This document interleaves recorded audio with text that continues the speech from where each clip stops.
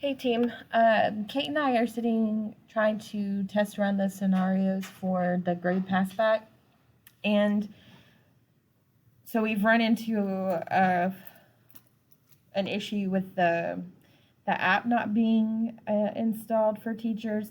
So in order for her to have the sync button, there has to be the like teacher facing app needs to be here. So with ESP, it literally said like ESP gradebook passback or something like that, or ESP Sys Connect, I think is what it said.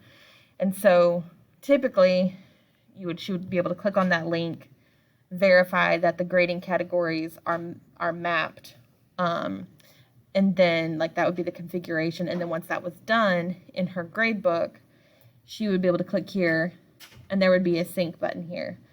So while the test environment, like while that mapping between like Schoology and the test environment may be set up, on the Schoology side of it, it has not been connected so that teachers have the ability to push the button for syncing.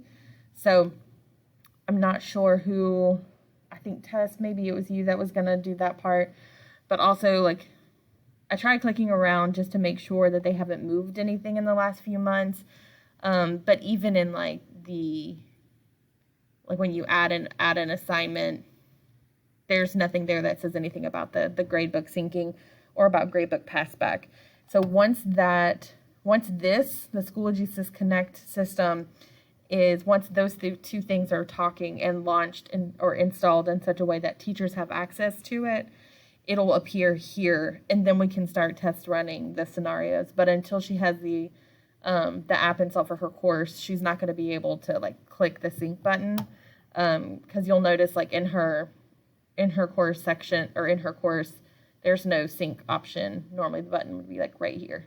So please let me know if there's like a piece that I missed, or if there was a step I was supposed to take that I did not, so we can get to the testing part.